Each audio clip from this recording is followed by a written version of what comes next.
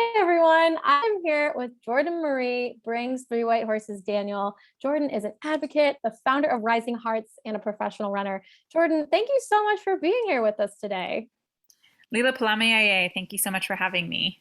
Well, I am just so grateful. I know you were able to participate in a summit that we hosted at Tackle What's Next back in July around athlete activism and social impact, which was fantastic. And really excited to have you here on Big League Philanthropist because we do talk a lot about that intersection.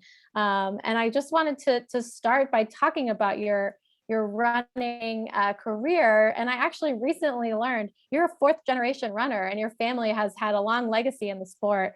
So tell us about that. How did your running become a part of your family? Tell us about that upbringing and how did running become a part of your life? Yeah, running definitely was very much part of my life from the moment I came into this world. My grandfather, my Lala, Niall Brings Three White Horses, he was a runner, a coach, really worked with our youth. And so I was just surrounded by him the first 9 years of my life and always saw him going out for his runs. He really loved health and wellness, and running was just something that he just loved so much. And so I was always watching him go out the door. Anytime we were driving around town, like with my parents or something, we'd see grandpa running across the bridge or along the river or on some of his favorite parts of his route. And so I finally had the opportunity to run with him for the first time when I was 10, that was like this really amazing moment, like, oh my gosh, I get to run with grandpa and this is so exciting. This is like such a family thing. And I hated it. Like he lived at the top of a hill, so like the first mile was like really easy and fast. Then it was like, okay, now it's time to turn around because he also like, I don't want to force running on you. I don't want to have you do anything more than like a couple miles. You're just a kid. So the last mile was like all the way back up a hill, and I'm just like, this is not fun. But I stuck with it because he did it. And then I learned, my great grandfather was a runner. And then my mom was also a runner, and she was the sprinter out of our family. And just hearing her stories in high school and my grandfather coaching her and her training for the '88 Olympics. And, sadly, it didn't happen because she ended up bringing me into this world. Um, but it's always just kind of been that dream of mine for someone in our family because they were all training for the Olympic trials, training for something big. And life situations got in the way and had a new path for them. And so it's kind of always been my dream to make it to the Olympic trials. Now that I'm older and I like more of the distance running, I'm hoping that can be in the marathon. So Mhm. that way, someone from the Bring Through It Horses family will actually make it to the Olympic trials. And maybe that'll be like, okay, that's my mark. Like, I don't need to run anymore. I doubt that'll happen. But yeah, it's just kind of that family dream of mine to like for someone to make it there. And now, becoming a new mother, if that doesn't happen with me, maybe that'll happen, with my child, and they'll be able to carry on that torch and that dream. Yeah, I love that, and congratulations on, that new announcement, very exciting, and I love that you have this that running has become almost like a part of the identity of your family, and just a part of, like, those moments with your mom and with your grandfather, but you've really done a lot of important work using your platform as a runner, and so I wanna know, like, what does that mean to you to be able to make an impact while running, right? Regardless of the Olympics and if you get there or not, which we hope that you do, the impact you've made, you could argue, is much more important. So tell us about what that's been like and how you've really leveraged that platform. Yeah, I think especially for runners, athletes who have those really big dreams, you get really focused, you get tuned into your training, coaching, like everything you have to do to take the right steps to get there. And it kind of then becomes very linear almost. Like you have all of these expectations, these check boxes that you need to do. And for me, that's kind of like how running was for such a long time. Running was about family, about this tradition, this legacy. Then in high school and college, it transformed to, the lack of representation of Native runners and even just, people of color within the running community. It transformed into now it's Native representation within running too. And it feels like this new, responsibility that I had. And then after college, it really transformed into I'm finding running for the love of just running, Mm. and because it connects me to all of the things I care most about, to community, to family, to the landscapes, to the soils, to the trails that I get to run on. And I think that's when running changed for me personally in terms of I'm running for myself now. I don't need to carry this pressure or put this pressure on myself. I have this deeper love of running and connection. But at that time when that was changing, I had just moved to Washington, D.C., and was starting to become more, exposed to a lot of social justice movements and efforts happening in the local community. I was networking, meeting more Indigenous peoples, and really trying to take a bigger stand on the reasons why I moved to DC. And that was to help make an impact, hopefully on the national level, and working with congressional members and, becoming a lobbyist. That was my dream and why I moved there. But a lot of that changed because I became really grounded and rooted in community and started just meeting other people and learning about these frontline efforts, showing up to my first rally in March, showing up to a lot of these events about issues that I had never heard about or known about. Because also social media was kind of just starting with like Instagram and like Facebook Live and all of that stuff. But it really gave me a new perspective of what does it mean to have intentions and purpose in what you do, and how you can create an impact. And so after trying the lobbying experience, working for a congressional member, it just wasn't for me. And it was a very disheartening place because of the lack of representation and support for seeing people like me in those hallways or in those hearings or briefings, and just people of color in general, that I went back to like, I want to work with community because I think that's where we can have the biggest impact. So I started a new job that really brought me back into community, and really started involving myself in what we can do as like an organizer, a community organizer, and an advocate. So that's where I really started to learn this new path of how to have a bigger impact. But having that purpose intersect with running began in 2016, really. That began with organizing my first march and rally to welcome the Standing Rock youth who ran over 2,000 miles to Washington, D.C. to oppose the Dakota Access Pipeline. I had some friends of mine reach out to me. They're like, hey, you're a runner, because that's been primarily my identity. They're like, you should do something to welcome them. And I was like, the only thing I know how to do is run. And I guess like, maybe let's continue this run for them by a couple extra more miles. And that's what we did from the Supreme Court to Army Corps of Engineers. Is like we had this really beautiful run with all of the youth and their family and people that came to support them, and really just provided a place for them to speak and to speak to what they were seeing on the front lines and carrying this message, and delivering these letters and notes to really high-ranking officials and the president at the time. And so that's where I had like my first intersectional experience of running is a really powerful way to communicate something, to raise awareness about something. But it's not the first time we've all seen politics become involved in sports. And, there's always that phrase, keep politics out of running, keep politics out of sports. But I think when we do start bringing these issues into our platforms, such as running or any other sport, it really makes a big impact in how we are exposed to it, how it's communicated.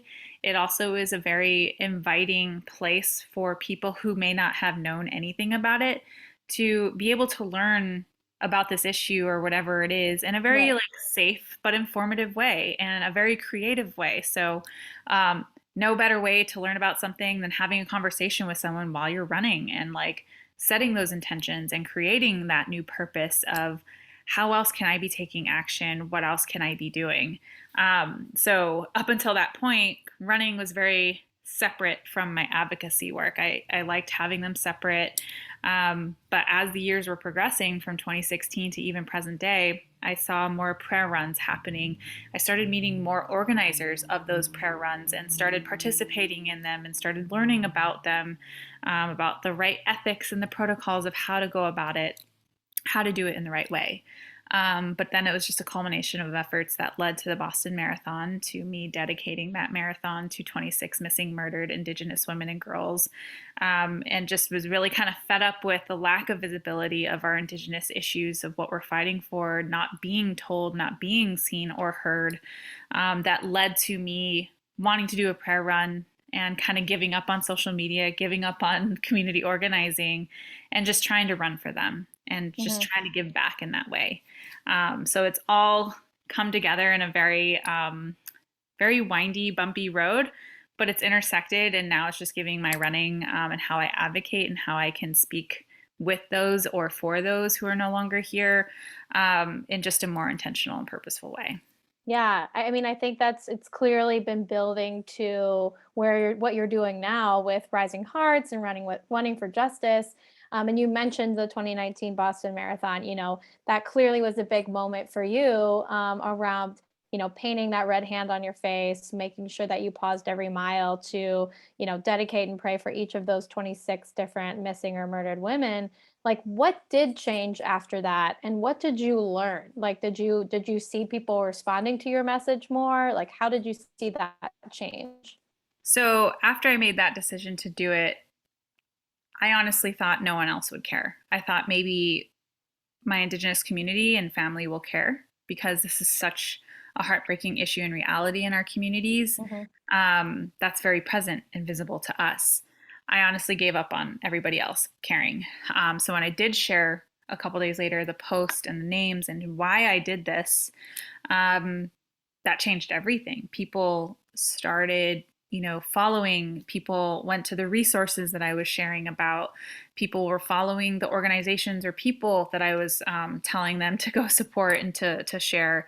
And people were becoming more proactive and trying to learn about this issue that is happening in every single state. It's happening across colonial borders. It's happening. It's happening every day, sadly, and it's something that's so heartbreaking that it just does not get the visibility and support that it needs. So it was a very overwhelming experience once I shared that because I was kind of thrown into this role and seat of, oh my gosh, now you're this runner advocate. Now you are the voice of missing and murdered Indigenous women and girls and relatives. And I was like, well, that's not like what I was striving for. So it was a really big learning process. It was overwhelming emotionally, mentally, and physically, but it was a lot of work in terms of, okay, all of a sudden I have the spotlight on me. How can I best use this to not have me centered in it, but how can I be a voice and a message for those who have no voice, but also how can I amplify those that are already doing this work? So it was very much a learning process. It was having lots of conversations with other advocates who have been doing this for a long time and sadly didn't get the spotlight that I did. But it's like, what can I be doing to support you? And how else can I be driving people to support your work now that I have this platform that I didn't ask for? But I'm really grateful and appreciative of it because it has led to a lot of, I feel like, social change and awareness and exposure for not only those that I'm supporting and the families, especially that I get to work with and speak with who have lost a loved one, but it's building this connection between Indigenous and non-Indigenous peoples and communities, and hopefully creating a pathway of how non-Indigenous peoples can come and support us, how they can approach us, because there are certain ways you need to approach different people and communities, especially when it's about these kinds of issues that are really rooted in trauma and violence and injustice. And so, yeah, like I said, it's been a learning curve. It's felt like I'm walking on a sidewalk as I'm building it. And that's not the way I operate. I'm very structured. I'm very organized type A. Like I'd like to plan ahead and know what I'm seeing and walking into. But it's also taught me a lot of lessons that I really appreciate and I feel like has helped make me become a better advocate and a runner at the same time. So yeah, it's been a really fulfilling journey so far though. Good. I mean, I love that you point out the work that you did once you had that platform, because it's not enough just to get the platform. What are you doing with it? Who are you empowering with that platform? Which clearly you took a lot of time to think about and push forward. And I want to bring Rising Hearts, the organization you founded, into the picture. Tell us when you decided that that was something you wanted to commit to, and how did you get that started? Was it, around that time where you had this platform? Was it before that? Give us kind of that picture of how you got that going. Yeah, Rising Hearts came into the picture basically from that run that I organized to welcome the youth coming to DC, Mm. I started seeing a lack of representation of Indigenous organizers being included in the marches and rallies or panels and discussions that were being organized by these other big organizations trying to support Standing Rock. Not to say like their efforts aren't appreciated, but I think it was just, not being informed like of the right protocols. Like, oh yeah, we probably should have an Indigenous person on this panel. We should have them in the planning and the development of a march and a rally. We should open with a land acknowledgement and a prayer blessing. So it began as me kind of like being the pestering Indigenous person coming up to all of these organizations after their marches and rallies or whatever events that they were having and being like, hi, my name's Jordan. I'm Lakota. I live here. My job is this.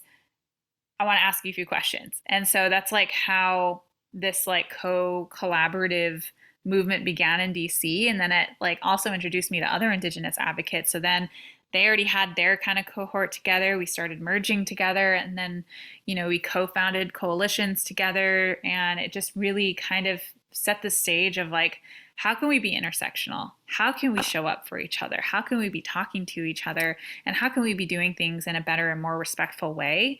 That way we're not contributing to that erasure and invisibility of, that community or person in whatever fight that they're fighting for. So I think that really like strengthened a lot during my time in DC. And so Rising Hearts really kind of began as just like organizing marches and rallies, and how can we collaborate together? How can we push the DC Council to defund from Wells Fargo? How can we, be making DC a more safer place, an inclusive place? And so that's primarily how we started organizing like vigils for MMIW, relatives that were taken or sadly found murdered, and panels and stuff. We helped with the People's Climate March in 2017, where we got over 200,000 people to come to DC. We were on the national and local steering committee. But yeah, we were very much centered on how can we build community? How can we mobilize people to learn more about these issues? And how can we do them in a really big, impactful way? And now in the last couple of years, Rising Hearts, I would say really since the pandemic during this time, we've really pivoted to creating more programmatic work. We're still going to always be involved in like supporting marches and rallies, but we want to create a more programmatic pathway for people who are not Indigenous to come to this space. Hopefully a safe space is what we're trying to create, to become more informed about a variety of issues and topics. And so we have different programming that addresses very specific themes and topics that we're trying to address, but we're also trying to make Rising Hearts more intersectional. How can we be more collaborative? Rather than only just Indigenous focused, how can we also be an organization and an arm of support for other communities and organizations that are fighting injustice and fighting for similar things? Because even though we're coming from different lived experiences, those lived experiences are rooted in the very same constructs of why we feel and why we're experiencing what we're experiencing. Colonialism, systems of oppression, racism, and that's all led to trauma. And sadly, like a lot of the work that we do as advocates is driven from that trauma because we want to fight for a better future. And so all of our end goals are the same in creating that better future, but how can we collaborate and talk to each other? Because I've also learned as an advocate, when you start out, you kind of just stay within your community, because as an Indigenous person, there are so many things we need to be fighting for, so many things that need visibility and that we need to talk about, that you kind of forget that everything else kind of like doesn't exist. Not that you're trying to do it purposefully, but you're just like so focused on like, okay, how do we mobilize? How do we organize this? How do we fundraise for this?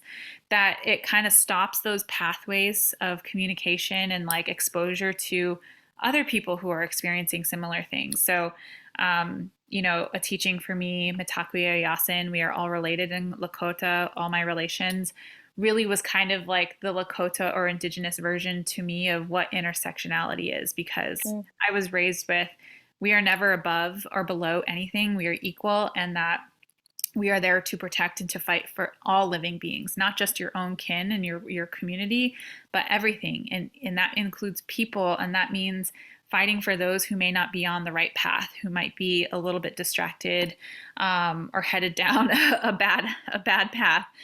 You're always still fighting for them and for their next generations. And so that's the new approach that Rising Hearts is taking, is really living and thriving off of that. And how can we cultivate community in a meaningful way? How can we be creating pathways of discussion, of informed knowledge that we can be learning from? So a lot of our programming, we host obviously Indigenous people, but we also invite it to other community leaders and advocates that are fighting for something, and making sure that we're exposed to that, that we're learning from that, and that there are ways that we can take action, or find ways to support them.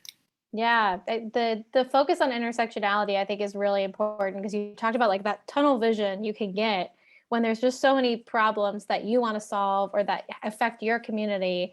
And you kind of forget that like there could be allies in this, so in other communities. Unfortunately, there's a lot of people fighting for similar things. And I think, like you said, if you can open those doors and say, hey, what have you learned? What have we learned? Let's see what we can do together. I think that's a really great point. And it kind of ties into, and correct me if I'm wrong, the Running for Justice movement that you've done, and really intersected with the Black Lives Matter movement, with other folks and other groups really that are impacted by systems of oppression, right? We saw many people running for Ahmaud after the murder of Ahmaud Arbery, right? The Breonna Taylor and George Floyd marches, and all of these other, Philando Castile, right? There's so many. And unfortunately, we probably could sit here for another 45 minutes and name so many people, both in many communities. And to your point, there's many probably Indigenous murders happening that we don't even know about. So how does Running for Justice aim to intersect with these different groups, these different movements, and tell us about how that came about specifically?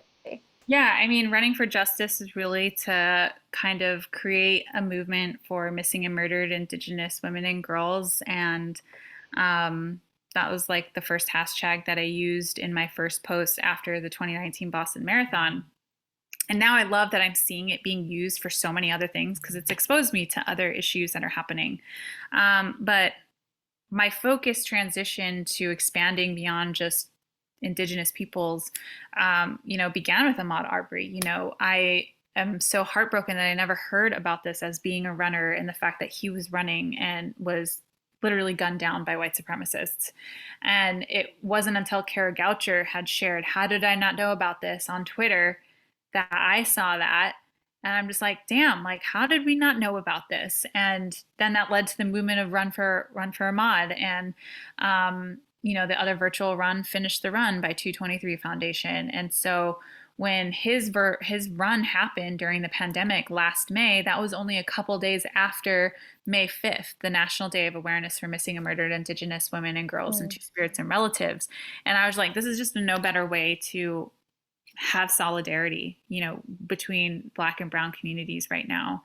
And so I think his run was on May 8th, a couple days after. And I just really wanted to try and show my solidarity and support, and show you can be someone that can, I guess, like, cross lines or cross communities and be intersectional, and like how you can also advocate. And so Running for Justice expanded to include Black lives. And then sadly, not like a couple weeks later, George Floyd. And then Global Running Day happened in June. And so that was when I wanted to be really intentional of including, having my prayer run only be for Black lives that were taken, and raising awareness, because this is also intertwined, and it's all coming from the same root causes of colonialism and all of those constructs that we still see today and feel today. And then that grew to, running for, our Asian friends and community because of the hate crimes and the violence and the murders that they were experiencing, and making sure that, like, on social media, I expanded who I was following, making sure it wasn't just all Indigenous people and my closest friends, like making sure that my timeline is being very, very exposed to different communities and different perspectives. And that's what led me to expanding my friends, and who are coming from these communities, and having these conversations. And so Running for Justice really now is literally just running for justice for all bodies who are experiencing this kind of harm and trauma. I'm always going to have, my love and care, utmost care for our missing and murdered Indigenous relatives. But it is, like I keep saying, it's all intersected within and between our communities of like what we're experiencing. And running for justice is just a growing movement, a growing hashtag. And I love seeing that other people are using it, and using it for their own too, and what that means to them and defining what it means for them.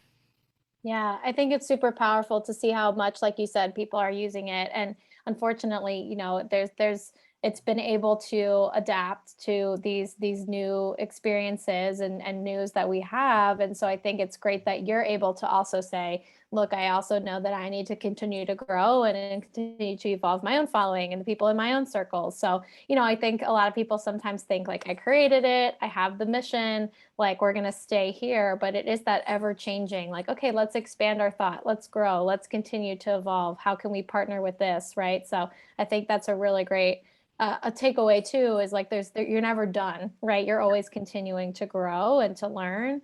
That kind of gets me to my next question, which is just progress is happening, but it's happening slow. And like you mentioned around Standing Rock and just around, the lack of awareness for Indigenous women and the murders they're experiencing, how can we keep making progress when the cameras aren't there or when they go away right after public awareness kind of shifts to the next big story? Yeah, I think sadly, we have to keep talking about it. We have to keep showing up for it whenever it's happening, not just on May 5th or not just on Indigenous Peoples Day or not just on or during Native American Heritage Month. Sadly, it's going to fall on the responsibility of, Native-led organizations or any organizations from any community. Really is going to fall on us, the orgs, to keep creating these events, to keep creating these webinars, keep creating these podcasts, keep creating the blogs or whatever it is. But we need to, I think the biggest impact we can have as individuals is to keep sharing, because social media, as much as I hate it, like I really don't like it, social media, like managing that is a full-time job in and of itself, and to having to create Yes. content and to have it be meaningful and transparent and like everything that you want it to like be authentic, it takes a lot of time and a lot of energy, emotional energy. But sadly, but awesomely, it is our greatest tool for visibility. And we're getting more creative with what we create in our content and how we share things. But we need to continue sharing, and we need to continue just being consistent in how we show up for each other. I think that's the biggest thing I always fall on, is like the sustainability of our movements. How are we taking care of ourselves and prioritizing self-care, so that way we're not having to pull back from these advocating roles and organizing roles and movement spaces. That way we can consistently and sustainably be part of them, and how we're caring for each other, but also the consistency of who we're calling in to help be advocates with us, to help be in solidarity and take a stand with us. How can we keep that more consistent rather than just showing up for when a certain event is happening? Yeah. And I think that a lot of the work comes behind the scenes after that. Like once you're someone who is consistent, I think to create better allyship, better community members being part of these movements, is how can we collaborate together? And so some of the things that have been happening for Rising Hearts that I think is such a beautiful example is we have some non-Indigenous folks who are reaching out and like wanting to work with us and donate their time and their skills to support us, because one, it's just me right now, and we're trying to hire someone that way I can have a maternity leave too. But we have a dear friend of ours who is also an athlete advocate with our Running with Purpose collective. She's a grant writer, and I love writing grants. I don't have the time for it. That's primarily my background, but this is what she also loves doing, and she got us our first grant recently. So that's really exciting. But that's also I hope shows people this is how you can show up and support the movement and support the people. Is you also don't have to just share or like or retweet or donate. You can also come with your skills, with what you can offer. How can you alleviate some of that responsibility for these advocates and like just offer what you can do, because we do need the help and support. And sadly, it's, we're spreading ourselves so thin by wearing so many hats as advocates across all the spaces. And I think that's just like the best way for these movements to just become more strong, but also expand in how we can be supporting each other. Yeah, I think that's a great point. Being an ally doesn't have to be a public show of support, doesn't have to be a post, doesn't have to be a press release. Being an ally can be exactly like that. Grants are hard to get, so kudos to her for securing that for you, and congratulations. It takes time, and if you have that expertise, like that is a perfect example of how you can support a cause that you care about or an organization that matters. And I think, that's a great point for people to think about, is allyship can look a lot of different ways, but 9 times out of 10, being an ally is not something that's happening on social media. Yeah. It's happening behind the scenes. It's happening, offline, quote unquote, right? It's happening kind of person to person, and really showing up is really what it is. And, as we wrap up here, and I really appreciate all the time you've given us, I just had a couple more questions that I wanted to ask.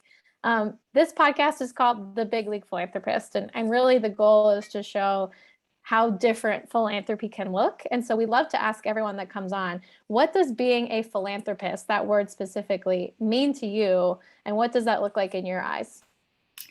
To me, I think it's just being able to give back into community. And I think that can take a lot of different forms, a lot of different creative forms. I think for Rising Hearts, one of the biggest things that's most important is how can we give back to community? Because so many people have shown up for Rising Hearts and have supported us, share our content, show up to our events. How can we give back and like invest in community? So how we're creative and how we raise funds and give back is through our virtual runs. Like that's been our biggest fundraising opportunity and platform, is hosting these virtual runs. We have 2 coming up, one this Saturday and one on September 30th, but we raised very grassroots level, basically an individual level, over $180,000 that we've donated back into several organizations and individuals to support them in their work, the things that they're fighting for. And that's just one way to keep the movement and the support going. And so that's how we've been creative, and how can we give back to community, as also like providing space, providing platforms to host other voices that are not Rising Hearts to be part of these conversations, to share in their expertise. But I think that's just what it means to me, is being able to give back into community. How can we invest in them? And how can we create safe spaces for the movement and these conversations to keep continuing? Yeah, that's great. I think that investment piece is huge, because that looks a little different. It doesn't have to be a financial investment, right? It can be a lot of different modes of investment. So I love that piece, and the community aspect of investing in that community that matters. And I have one more question, and then I want you to tell us a little bit more about what's coming up and how people can connect. For anyone that's listening, maybe they're an athlete that's thinking about doing something with their platform. Maybe they're a young person that wants to get involved in some sort of cause. What advice do you have to those people about speaking up about issues that matter to them? Maybe they want to drive change but don't know where to start. Where would you kind of advise them to start? Yeah, I would say start with, find what you're passionate about, or find what sticks out to you the most, that just like angers you, that you want to change that. And then become more informed about the issue or the topic. Become as much of a subject matter expert as possible, and be resourceful in how you learn that information. That may mean you need to reach out to organizations or other advocates that you can learn from, that can be your mentors, but not doing it in a very exploitive way or extractive way, being very supportive in that role. And then your next thing can be, okay, how am I going to talk about this? Maybe my platform is, maybe I start a blog to have these conversations, or maybe I share posts on Instagram, or create reels, or do TikTok videos that share about this topic, and just be as creative as you want, but also don't be hard on yourself if you don't get much traction. Like I literally went from like, not having a big social media presence to all of a sudden having one. But that took time, that took time to grow that organically and to get those that come to my platform to trust me, and for me to trust them too. But don't be hard on yourself, and you can have an impact, big or small, when it's just one person. And you may inspire someone else who may be inspired by your learning journey and your growth and how you are taking a stance, and they may start the same thing. And then that's all part of the ripple effect of change and inspiration and hope that I truly think will make the world a better place when we can start influencing each other, when we can start inspiring each other. Yeah, and I think that's probably the best advice, is just find out what you want to learn, what you're passionate about, or what you will not tolerate. Become the subject matter expert on that. Start talking about it, sharing about it, and don't let the trolls get to you. You are definitely above the trolls and the comments that they may leave, but don't let that deter you from the work that you're trying to do. Yeah, I agree with that wholeheartedly. And the point that you made too about it's not going to happen overnight and it takes time and effort. That's huge. It's not going to be wake up in the morning and now you have a platform. You got to build that and put the effort in. Well, thank you so much, Jordan. I really appreciate you giving us so much time. And as we wrap up here, can you just tell us what's coming up? You talked about a couple runs coming up, with Rising Hearts. Where can they get more involved with some of the programs that you are putting together? Give us a little snapshot of what's coming up here this fall. Yeah, so this Saturday on September 11th, we have the Justice for Kay Sarah virtual run. Her family is still fighting for justice for her. So this is our way to collaborate and partner with multiple organizations that are all focused on this advocacy work to help raise awareness and funds for the family. And then we also have our September 30th Remembrance Run, Every Child Matters, for Orange Shirt Day. This is to help bring awareness to, the troubling legacy of boarding school and residential schools in the U.S. and Canada, to honor and to remember all of the Indigenous children that were stolen and had to be put through these schools, to honor the survivors that we have today, but also raise funds to support 3 organizations that are supporting survivors, that are supporting truth and reconciliation efforts, on a local, state, and federal level with the governments, and just doing a lot of amazing work and programming. And so this is our way to give back. And then we also have our Indigenous Peoples Day virtual run coming up. It'll start October 9th and it'll end, I think, on the 16th. So you'll have a week to get your runs in. You'll have 5K, 10K, a half marathon option. And we're going to be supporting Stop Line 3 and Wamble Ska and Rising Hearts in terms of those fundraising efforts. Then we also have a short film that we're creating an impact campaign for that I'm co-directing and producing on with my partner with Patagonia. It's called Run 2, and it's going to be featuring Dr. Lydia Jennings, an Indigenous runner, and just an incredible story. So just putting that out there. The trailer releases on Indigenous Peoples Day, and the full film will release on October 20th. But yeah, we have tons more events coming up. But if you also are looking to prioritize your own self-care and learn about different topics and new things, you can definitely sign up for our wellness and informational classes that we have on Indigenous Wellness Through Movement on our website. We have Pilates this Sunday. We have dance classes. We have variety of classes that you can sign up for, as well as workshops and storytelling opportunities as well. That's awesome. And it's risinghearts.org where they would find that, correct? And then rising_hearts on Instagram. And we'll put all this in the show notes. And then obviously your social handles as well, so they can find and connect with you. Jordan, thank you so much for taking so much time to be here and share the work that you're doing. It's been such a pleasure. I know everyone listening is going to really enjoy learning about all of the things that you're doing. And again, we really appreciate you taking some time out to be here with us. Thank you so much. It was such a pleasure to talk to you, and really excited to keep supporting you and what you're doing. I think these are incredible conversations and panels that you've been hosting. So I'm really looking forward to see how that grows. Thank you so much. I appreciate that. All right. Thanks again, Jordan. See you guys next time. Mm-hmm.